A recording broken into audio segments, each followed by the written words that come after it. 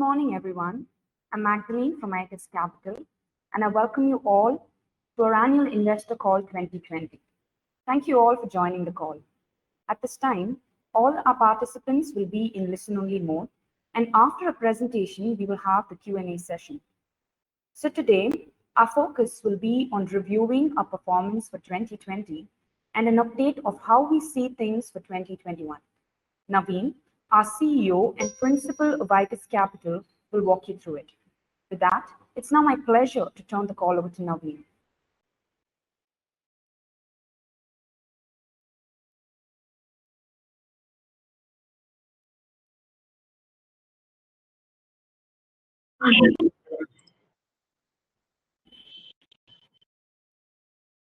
Maggie, can you hear me now?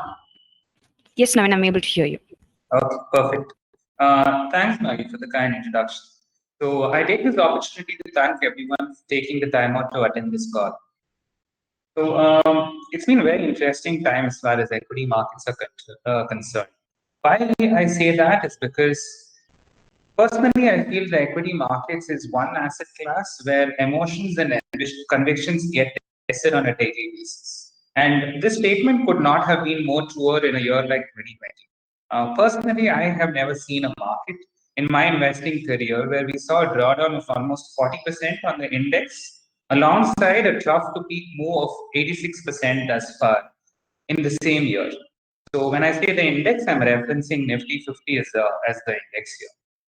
Now, it's during such moves in the market that every one of your convictions and thesis of investing gets tested. And the only sobering factor through all of this is the process, because that's the process that keeps you invested and ensures that you don't make mistakes, at least as little as possible. I have always maintained that our job at Itus is not to control the performance of the portfolio, because that's not something that's under our control. Instead, our focus is to ensure that we do not deviate from our process, irrespective of the market conditions. So I cannot say that today it's a post-COVID environment, so my process has to change, and a pre-COVID environment, I'll adopt a different process. That's a recipe for disaster. So it's this focus on our process that has helped us during periods of drawdown that we experienced in 2020. And it's ensured that we continue to stay disciplined and add during times of opportunity. So I thought I'll recap the last slide that we presented in our quarterly call 3 months back. This was as of September 2020, and this is how we had ended that call. Our investing framework will be governed by the GPCG framework, and I'll cover what that means in the course of this call as well. We are in an environment of easy liquidity. Good quality free cash flow generating businesses will not be cheap. Timing this is a futile effort. We will maintain a sizable exposure, close to 20% of cash in the portfolio in this market, which is what I commented on in September 2020. Discussing the so-called quote-unquote market will not result in a good framework to evaluate risk. The most talked about next event as far as risk is concerned is not necessarily the next risk that we see.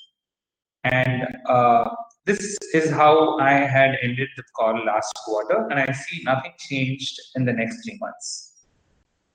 So if we look at the portfolio as to how we ended the year, every year has been referenced between Jan and December as far as the fund is concerned. And we've had a fairly strong outperformance through this year, 2020, where our fund is up 40% on a TWRR basis across all investors. And it's outperformed the index, the Nifty, by significant margin. Since inception to our cumulative return has been a healthy 65% outperformance in an absolute term. And during this course of the presentation, I will dig deeper into where this came from and how sustainable this is. So effectively, if you are an investor since inception, 1 rupee should have compounded at close to 2.36 as we speak. And the same thing in Nifty would have been at roughly around 1.7. So we have outperformed the Nifty by almost 10% on a net basis or after fees number, as far as Nifty 50 is concerned, which in our period of existence has been the best performing index in India. So if we break down this performance into a slightly more granular, as to how we've done both during up markets and down markets. So effectively, it's important for a fund manager to not just say that we are doing well during bull markets, which are up markets. It's important to basically control the drawdown during your bear markets, because that's part and parcel of equity investing. So if you look at this, during bull markets, we've outperformed the index by close to 1.24% on an average. And out of the 12 quarters of bull markets that we have seen since existence, we have outperformed the Nifty by in 7 quarters. More importantly, 4 quarters of down markets that we have experienced, we have outperformed significantly out of the 4 markets. So most of our performance is coming during bear markets, and rather than to say that we have a cowboy style of investing where we during bull markets will significantly outperform. There are funds that do that, but that's not how we look at investing. It's very important for investors to understand this philosophy. So in the first slide, while this is how we ended the last presentation as well, we spoke about what GPCG framework is. I have always personally felt that every investor should understand why a particular fund that they are investing in may or may not form a part of your portfolio. It has to do with understanding the philosophy of the fund, because if that philosophy doesn't resonate with you, you should not be investing in that fund. It's as simple as that. There are companies, there are fund managers who like to buy businesses cheap, which are deeply distressed, and there are fund managers like us who like to buy growth. It's important that investors distinguish between them. So, as far as GPCG framework is concerned, we are growth investors at a very definition. And when I say growth, what we care about is buying free cash flow. What that means is a company generates revenues that translates into profits. Not every rupee of profit gets converted into cash. If that doesn't happen, we look at that business skeptical. When that happens, that interests us. Because end of the day, in running a business, cash is the holy grail. We care about the price at which we invest in any business. We will pay up to own good quality businesses, but at the same time, we need to understand why we are paying up. Third and most importantly, the driver behind every one of our investments is the corporate governance. Unless and until each business goes through this filter and comes out on the other side saying that there are no corporate governance issues, we will not touch those corporate. So, for example, there have been many cases in the past where we had phenomenal growth in a company available at a reasonable price, but we were not comfortable with the promoter, and we passed. It materialized as a risk that came through, and some cases it doesn't. But for us, if we deviate from the corporate governance filter, potentially we would be eroding capital as far as investors are concerned, and that's something that we just can't live with. And these three filters would be the guiding framework for every investment that you will see in our portfolio. So quickly, what did we do in the last quarter? Right. So the activity in Itus will always be low. It's not like you will see a lot of churn in the portfolio. We actively manage the risk of the portfolio, but at the same time, it's important to realize that our rough churn has been roughly around 20% in a year. So in the last quarter, we sold out of Whirlpool in some of the portfolios that we own Whirlpool in. And for many of the portfolios, we added a company called L&T Technology Services in the IT tech space, and another company called Tata Consumer Products in the FMCG discretionary space. So what was the rationale for the investment in Whirlpool in the portfolios that we got in, and why did we get out? So predominantly for us, Whirlpool has always been a very solid brand. What made us really interested in 2017 when we got into Whirlpool was the promoter, or sorry, the CEO who was hired to turn around the balance sheet, the Sunil D'Souza. For people who are not familiar with the CEO, he came from a Unilever background. He had turned around multiple businesses in Unilever. And when we actually did the channel checks, effectively he had a phenomenal pedigree of turning around businesses and at the same time operationally scaling up businesses. That was what effectively made us get into the investment in World. There was a significant amount of time invested by him and the management to steer the company to a negative working capital cycle. Uh, Late 2019, there was an announcement saying that he is exiting, and in fact, he was moving to Tata Consumer, which is one of the portfolio companies that we added this quarter. And his exit made us a lot more closely monitor whether we needed to hold on to the company or exit. Now, if you look at Whirlpool's growth in the last 2 quarters, even during COVID, they have not shown much of a decline. However, our investment thesis revolved around two aspects. A phenomenal CEO with huge amount of operational expertise on the ground. Two, the fact that the company was growing at almost 18 to 20% on a CAGR basis from both revenue as well as a free cash flow basis. Now, the company, when we exited, gave us a cumulative return on the investment of 75%, translating to a 22.3% IRR on Whirlpool. However, if we do a very basic reverse DCF calculation on where Whirlpool is, the market is pricing almost a 28% growth on a free cash flow basis, which according to me is a bit aggressive, considering the fact that we would have held on if the management had not changed. Considering the fact that management has changed, we felt that there were better opportunities to get, hence the rationale for this. If we go through the quick positioning from a top 10 portfolio perspective, I'll again talk through what are the themes that we broadly own. But HDFC Bank and Syngene form two largest positions as we speak.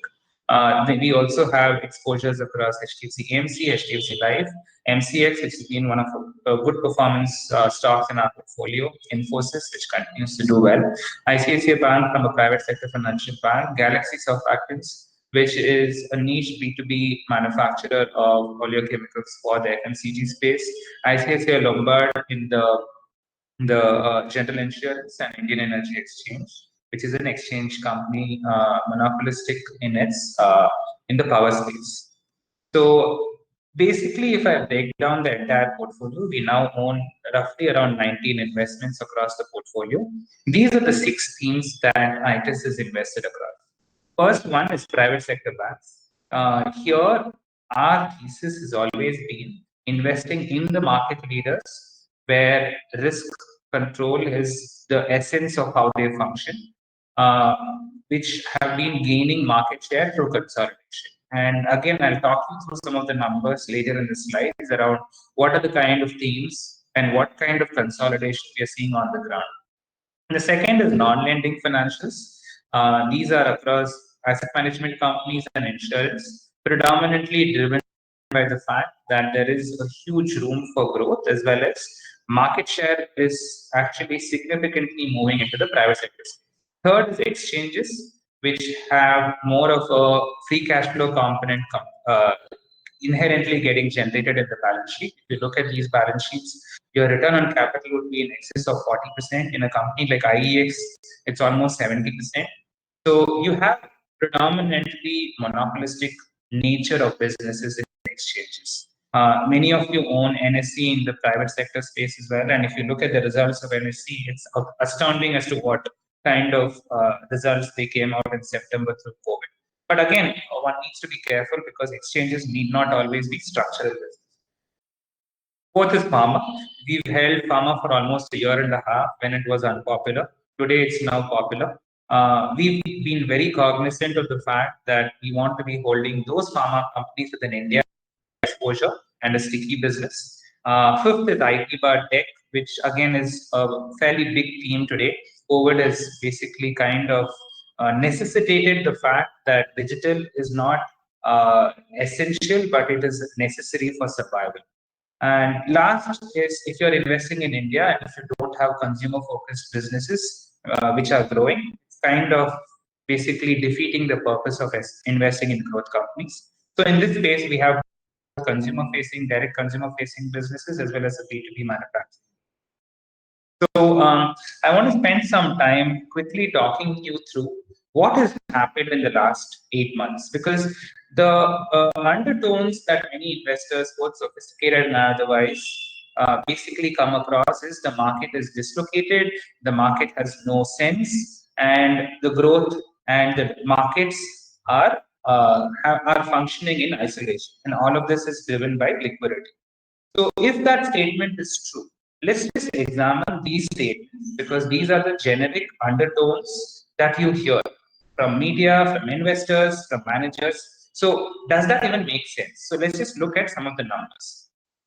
What has happened in the last 9 months is forex reserves in India, which is very important for us because of the fact that we constantly worry about INR depreciation every month. So every time forex reserves go up, it's a positive sign because of the fact that our current account deficit, from a numbers perspective, becomes stabilized.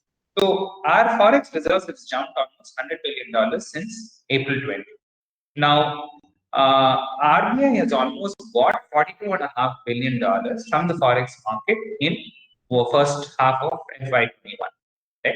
Now, through this forex reserves, what has actually happened is the liquidity in the system, which has ensured that that's been maintained.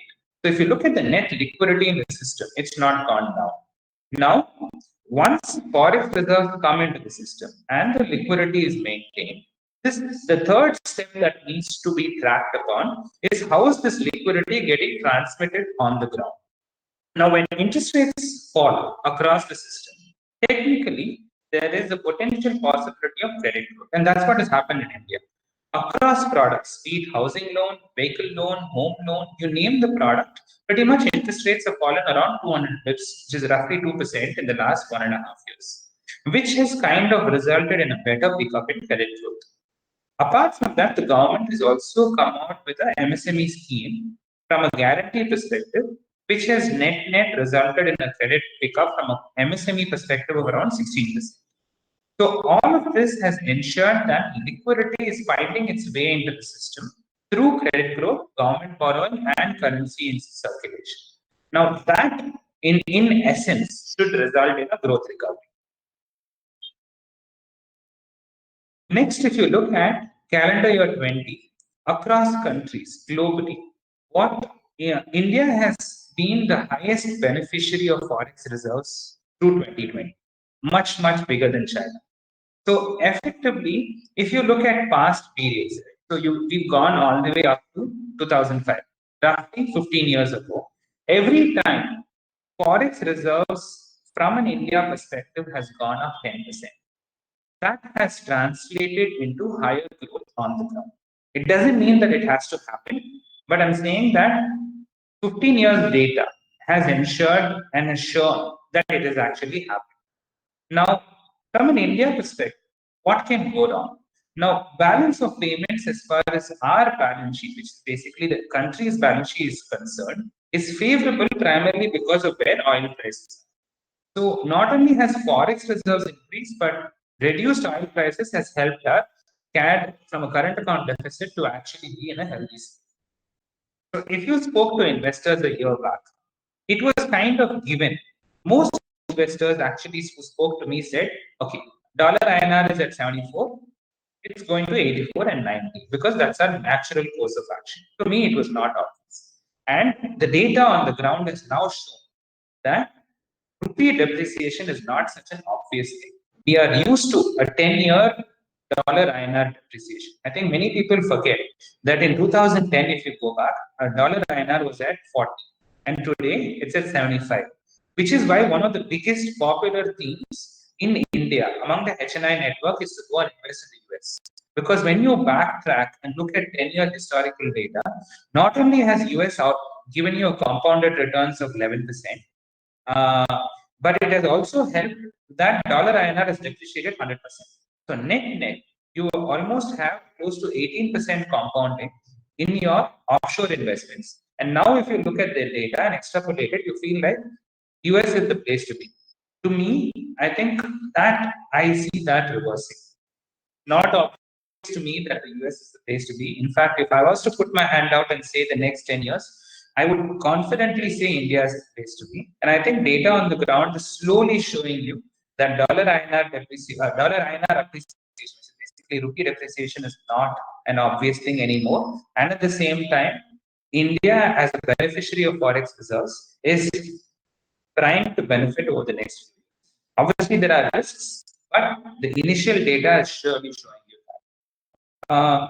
All of this has resulted in the fact that industry is consolidating, which naturally has led to price hikes in the past. It's yet to be seen whether that's going to happen, but I would say that all of these factors are resulting in the fact that you would see price hikes from businesses. All of this actually means that many of the NPAs that the banks actually were reserving for in the last 1 year, you could see a potential upside surprise from recoveries because of reduced credit costs that banks face. However, all of this still means that we at Itus are not factoring a capex upcycle yet. So many investors are now basically gone to the thesis that now we are entering into a 2003 to a 2007 like environment in India. I don't think that's still obvious yet because the surplus capacity that's been built up between 13 and 18, I still haven't seen capacity utilization gone up from, I still see across businesses. If you see the industrial sectors like cement or manufacturing or power, you're still seeing capacity utilization at 60 to 70%. So there is still room to basically say that the capex upcycle is actually beginning. I don't see that happening yet. Last part, if you look at data, lot of the government funding is being government funding the borrowings by market purchases, and effectively all of this has almost resulted in a 67% increase in gross market borrowings from a government balance sheet perspective. And who's supporting all of this? It's effectively the RBI, right? And how is this translating to the numbers on the ground? The monthly GST collections is at roughly around 1.05 trillion rupees, which is pretty much back to pre-COVID levels. The state fiscal capacity is certainly being stretched, right? So, which is why I feel capex from an addition, from a support from a state is still not obvious as far as I'm concerned. The states have resorted to aggressive borrowing, and that is up almost 71% on a year-on-year basis. However, the cushioning factor in all of this is at current oil prices of $52 per barrel. We see that our country's current account deficit is still at manageable levels.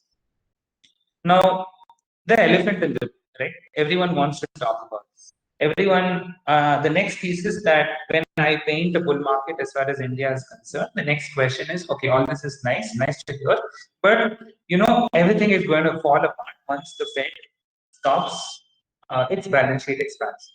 So it's a valid point. Right? You cannot argue about, and neither can I sitting here, neither can any investor sitting in the US, hand on heart say he has a handle on Fed's balance sheet expansion and what they do. But let's just look at what has happened. Now, between 2002 and 2020, the Fed's actual balance sheet has increased by 1,000% almost, right? Roughly around $6 trillion. Now, let's break that down on a year-on-year basis and see where have the significant pivotal points been. Every time there's been a crisis in the US, the Fed has stepped up and said, you know what, I am your backstop. 2008, that's been your first pivot. Then you saw that in 2011. If you remember, 2011 was the Euro crisis where Greece was going through a bankruptcy. 2013 was QE2, where effectively the noises in the market started picking up around interest rates going up. The Fed said, no, that's not happening. I'm going to step up the purchases. And 2020 was around COVID.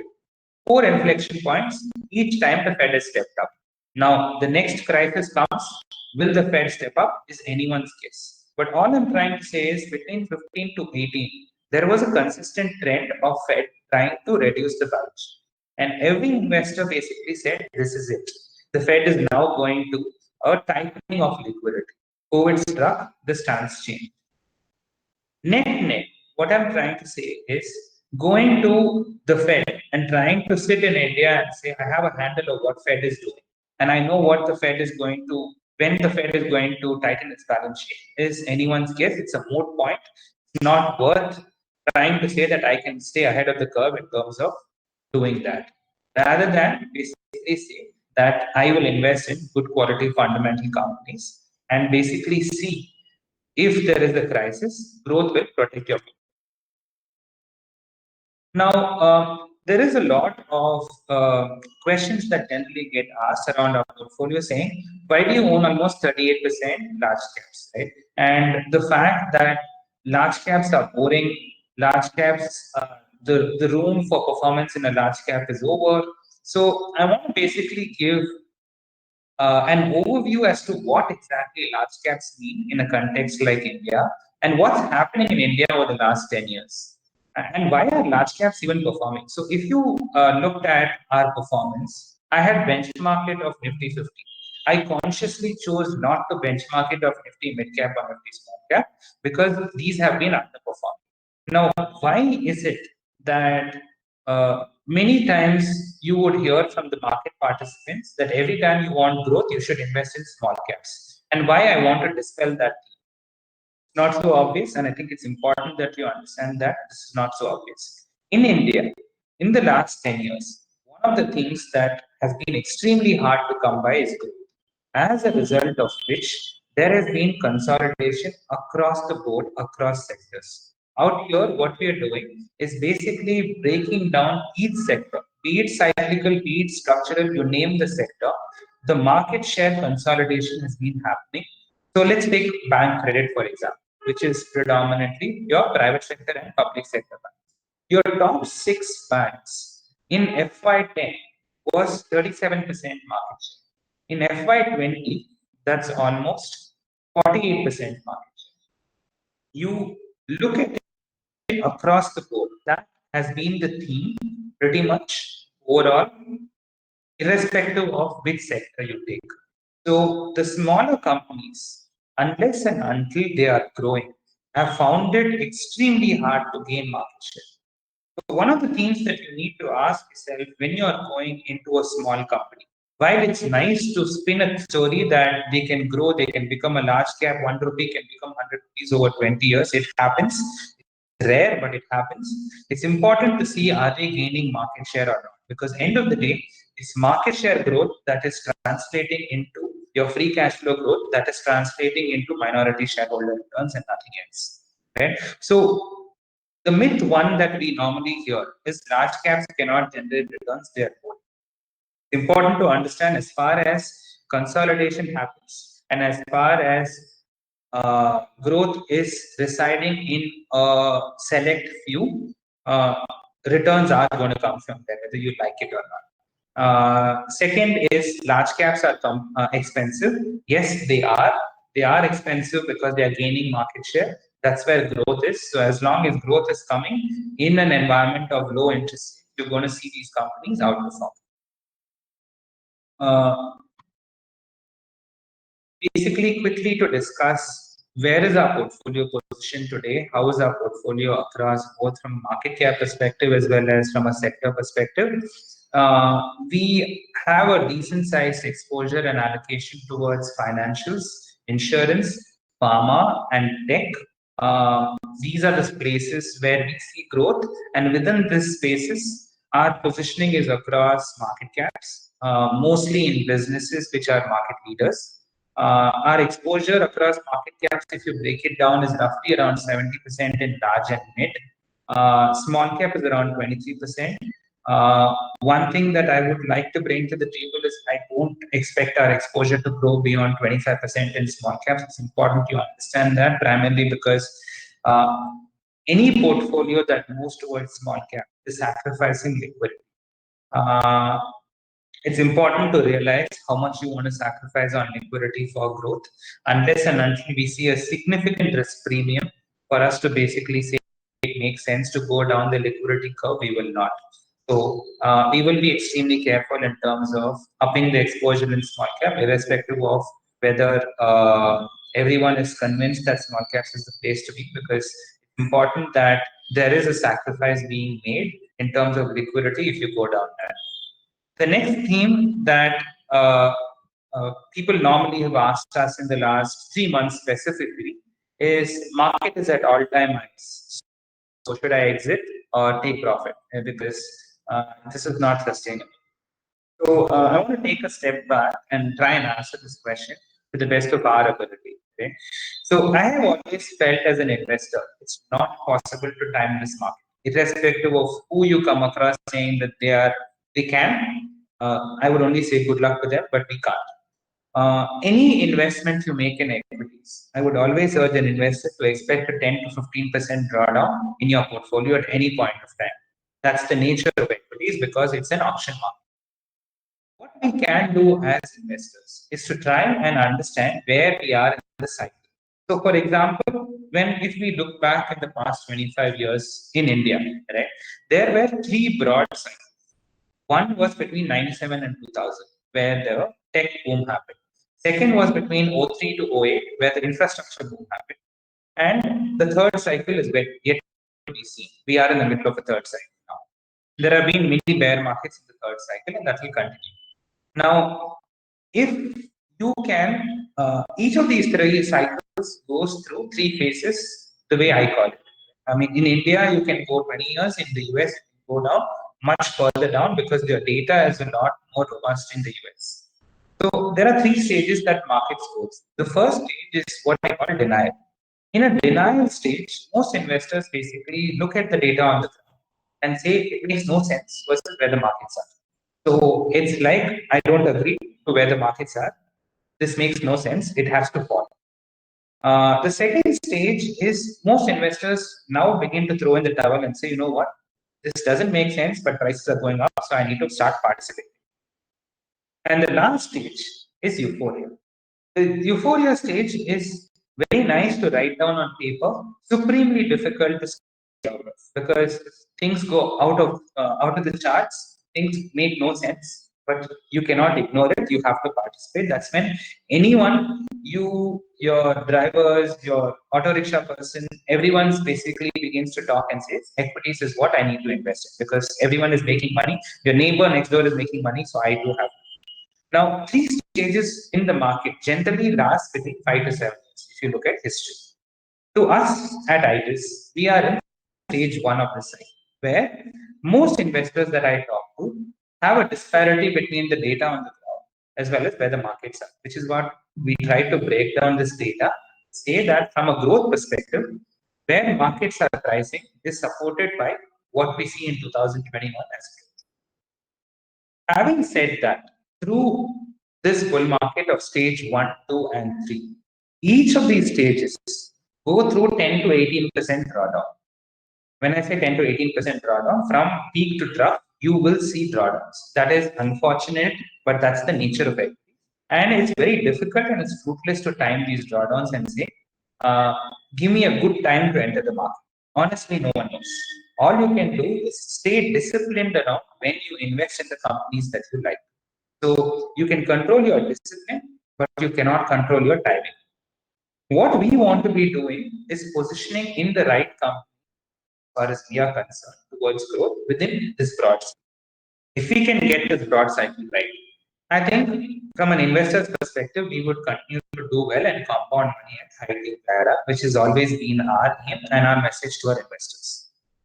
What we want to be doing is positioning our portfolio towards what we believe are the right sets of stocks, which shows free cash flow growth and which we believe are going to be the driver in 2021 as well, rather than veering the conversation towards whether the market is cheap or expensive. Because that's kind of, while you always have a view towards it, it's important to understand that that is a moot conversation.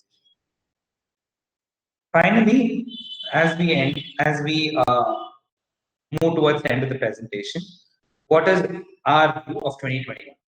Personally, I believe 2021 is going to be a good year for equity investors. However, I do think that the volatility is going to be fairly drastic. Where the risks are going to come from, I still hold the view that they are going to be unknown risks. In September, we spoke about many investors asked us, is wave two the next risk? When something is discussed in the wide public as the next risk, generally that's not the next risk.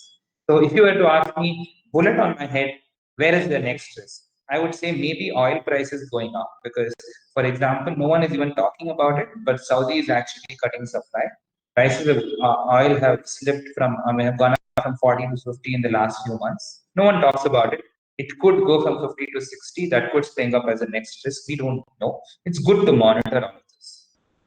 The environment of easy liquidity will mean in 2021 discipline is going to be tested. I think 2021, the hardest thing to actually control is going to be emotion and discipline. Because when the markets go up one way, very easy to say I need to participate, but how do you stay disciplined? So this is what is going to test investors' mental at any point in time. Personally, looking at data on the ground and the environment of easy liquidity, I would imagine that FIIs would want to position more into EM, would want to increase their allocation into India, and those flows should continue to be conducive. From a fundamental perspective, I think India is primed to benefit from low rates on oil as to where we are and from low interest rates. And the last part is I still do not see capex coming into the system aggressively yet. We'll be happy to change our view if the data changes, but with where capacity utilization is, I don't see capex coming through. Investing in very high capex businesses, I don't think is a thing, at least as far as in our hands. I would like to end the call here. Maggie, you'll take over. Thank you, Naveen, for the update. I now open the floor to questions. So any investor who has any questions can feel free to type your questions using the top left Q&A button. The identity of any investor asking questions is protected, as the questions are only visible to the organizers. Naveen, so there's a question. Can you please give me your answer? Sure. We'll take questions one at a time. So the first question, I'll read the question aloud and we look to answer. So most of the bounce back is FPI driven, and that is driven by global liquidity. How do you expect global liquidity to evolve in the next 24 months as US is going to increase fiscal spending and inflation likely comes back in the US? I think it's a very interesting question because all of these facts are true, right? Global liquidity is driving flows, which is effectively driving prices up. And if inflation likely comes back in the US, which does look like it is, because if you say that US 10-year yields is a benchmark or a precursor to inflation, it's been going up as well. So I think in the short term, inflation could come back. Even if you look in the past, in terms of, let's say, in the 99 to 2000 bubble, right, where the interest rate regime in the US was roughly around 5.5 to 6%. What broke the technology boom? If you were to pinpoint certain things, Fed actually increased rates of a much higher base, almost 3 to 4 times, before the markets actually fell off the cliff. So personally, I believe it's a bit too early to worry about inflation. It could happen. Price hikes could happen, especially the way inflation is measured, not just in India, globally. Food inflation is a big aspect of the CPI number that's reported, as a result of which, even though the commodities are going through an upcycle as we speak, it's not translating into a CPI number which is significantly higher. So personally, I still think it's a bit too early to worry about. I would want to see 3 to 4 actual hikes happen and then look at worrying about it. And secondly, I think even if inflation actually happens on the ground, you would see a growth environment beginning to pick up. If inflation picks up, interest rates start going up, and it's not translated with growth on the ground, then that's a very worrying sign across the world. I don't think we are in that kind of an environment yet for us to worry about. So over the next 24 months, I still think you're going to see growth driving inflation, which may not be a bad sign for everyone as far as we are concerned. I hope that question was answered. Why do you see capex spending is less? I see differently on the ground. Fair. I mean, see, I'm saying that capex additionally getting spent from a additional what I would say is so. For example, unless and until I see capacity utilization in a core sector like a cement or power, or industrials actually getting utilized at 90%. I don't see companies come out and basically say that they're going to increase their capacity or spend money on additional plants. Many of the capex that is actually getting that is being spent at the moment, it's still marginal the way I see it. So I am still not very convinced that when capacity utilization in a certain sector is roughly between 60 to 70%, even if the company is spending on capex, I don't see demand being so high to basically justify the fact that capex spending will translate into higher revenues. So in a company like, let's say, in sectors like pharma, where capex is actually going is because many of these companies are functioning at 90 to 95% capacity utilization. So at that point of time, when you deploy money in capex, you translate that capex into revenue growth. In more on the ground manufacturing sectors, I still don't see that. At least from our lens, I don't see that happening. The next question is, why does the portfolio have no exposure in the NBFC space? It's a fair question. We've not had exposure in the NBFC space over the last 3.5 years, since inception of the fund.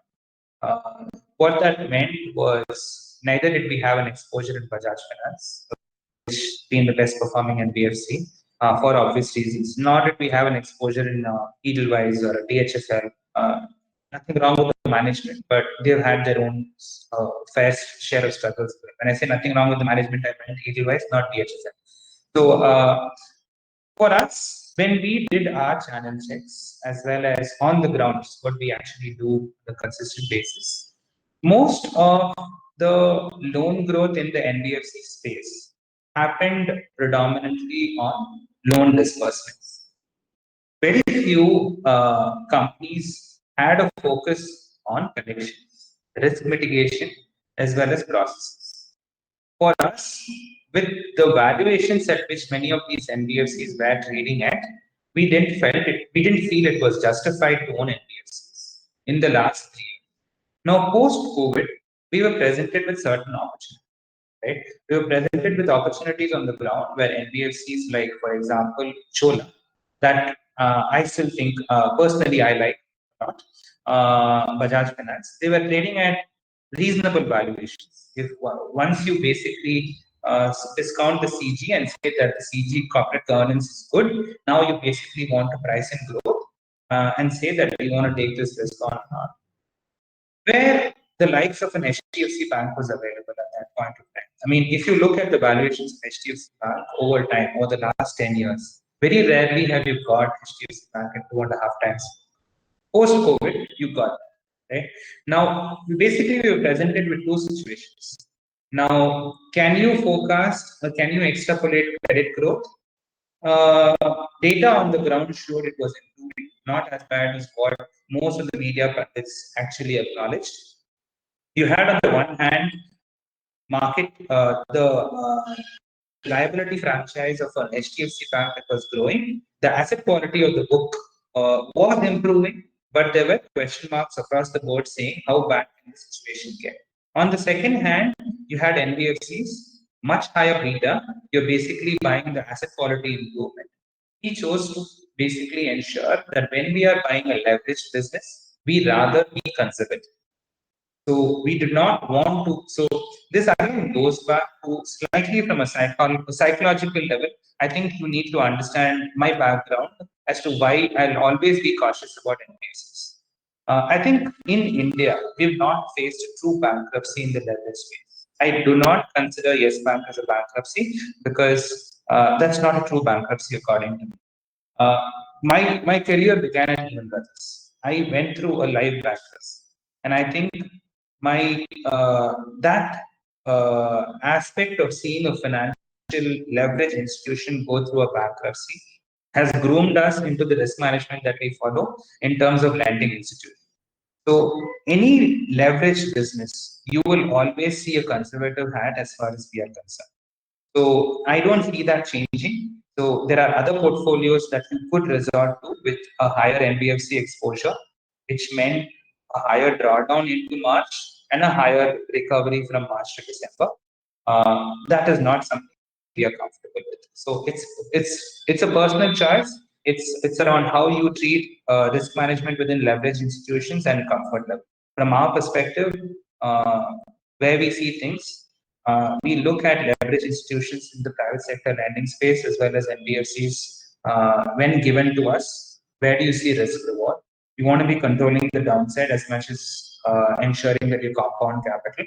It's the job of ours is not just to maximize returns, so it is to minimize downside. So we will be cautious in this.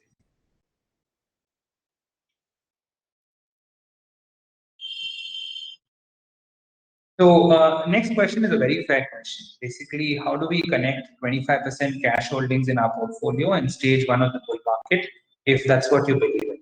So the thing, 25% cash holdings is in a new portfolio, right?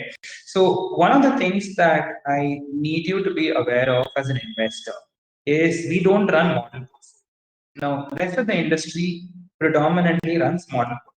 What's the difference? Now, I'll just give you a small example. Now, assume that, so when we had Syngene, which is one of our largest exposures today across portfolios, in some portfolios it'll be 14%, in some portfolios it'll be 5%. There will be variance.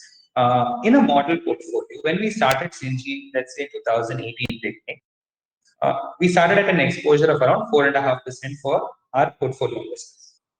As Syngene did well, it's gone up to around 9.5%. In some cases, we ramped it up as well. So the portfolio exposure is increased. Now, if I get a new investor who's deploying 100 rupees of cash in my, I will not take Syngene into a 12-13% exposure. At these valuations, we would allocate roughly around 4 to 4.5% in Syngene. What that means is, if you look at an existing portfolio versus a new portfolio, the difference of, let's say, 11% in an old portfolio and 4.5% will automatically go in as cash, right? So the cash buildup is not about timing the market. The cash buildup is to basically say, when we are constructing a portfolio, how do you rebalance the weights to reflect the valuation too? And not just because you have a 10% exposure, take the same 10% exposure at a much higher price for every investor who's coming, which I believe is extremely detrimental to investors. So this cash buildup now needs to be redeployed. It will either get redeployed into other companies in the portfolio, or we will take some time. So it's not a question of basically saying we have the ability to time the market. It's a question of basically what I would call a discipline around asset allocation. When I say asset allocation within equities, so it's not asset allocation from equities or debt or gold, asset allocation from the portfolio holdings that we have. Now, two things can happen. Right? You can have Nifty going from where it is today, let's say around 14,200, around those levels, to 16,000 in a straight line. If you see that, what I would tell our investors is we might underperform the index in a brief bit, and we are comfortable with that. So if you're going to measure us on a 3-month period, yes, we might underperform because of our holdings in cash. But if you measure us over a 1 to 1.5 year cycle, I think it will rebalance itself. So what I would urge investors to do is to not basically say that you underperform on a 3-month basis because of your cash holding. Cash holding is not a function of where we think we have the ability to time the market. It's a function of basically that we own. How do we deploy sensibly? And if the valuations are not right, it will stay in liquid till we can redeploy. And I also said that across the stages of bull market, there are drivers. That's the nature of it. Very rarely will you see a one-way up market in it. Because if that's what you see, then to just get a market allocation, you have ETFs. And every investor of ours, if let's say 100 rupees is in financial assets, all the 100 rupees doesn't come to us. So I would always say, if you want market allocation and say, I want to stay invested in the market, come what may, the best way to do that is ETFs. If you are an active manager, I think your job is to also have some amount of responsibility to the valuations at which you're investing in and ensure that there is some amount of discipline around that. Hence the cash today. Oh, I hope that answers the question.